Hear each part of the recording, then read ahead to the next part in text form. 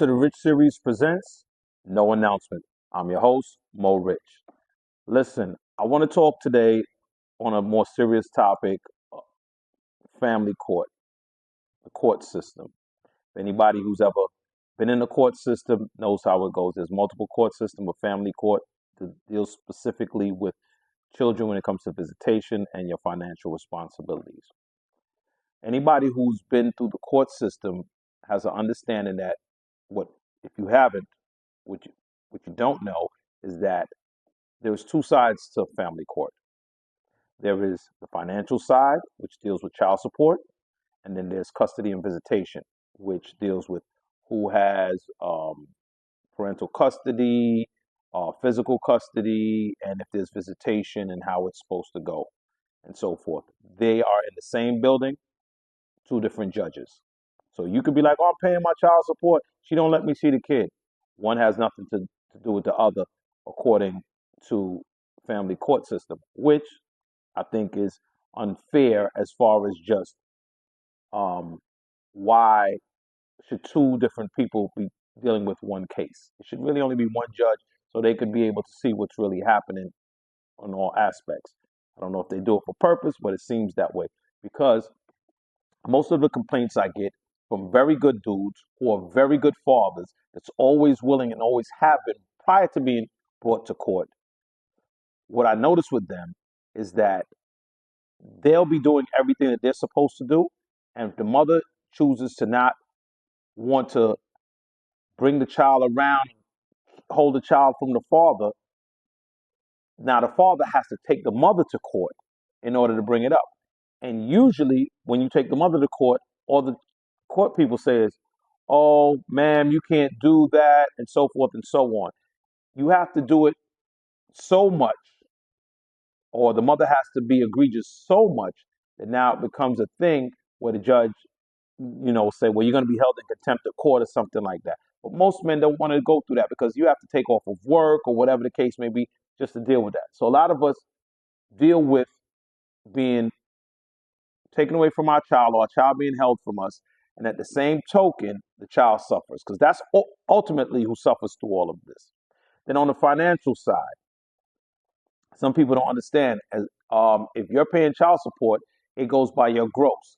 So if you only have one child, then New York State, I want to say it's across the board, but I'm speaking from New York State. New York State is 17%.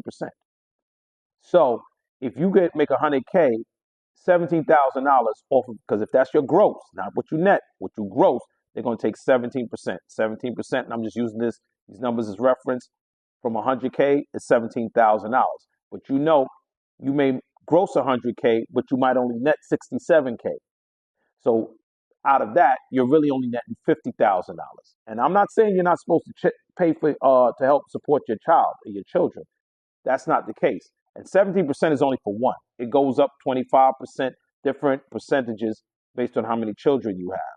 I'm not saying that. What I'm saying is that, unfortunately, what I've seen on numerous occasions that mothers use the court system to punish the father in some way or some matter. I know it's a hot topic. I'm not saying that some men don't need to be doing better. Yes, a lot of men need to be there financially as well as physically visiting their child.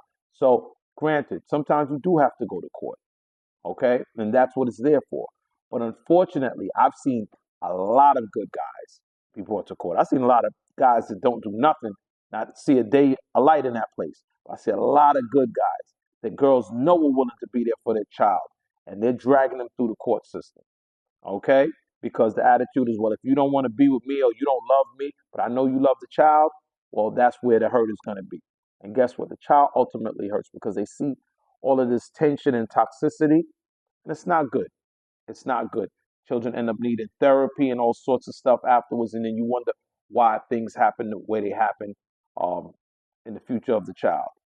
So, what I will tell is anybody who's never been in family court, and if you don't have to be, try to work it out amongst yourself. Try to mitigate it yourself. Be fair with one another. Because, see, if you guys were still together and you were raising a child together, you'd have to figure out a way to work it out. The monies is the monies. So if he's bringing in this amount, you're bringing in that amount, and the time is this, y'all gonna figure out how to raise your child.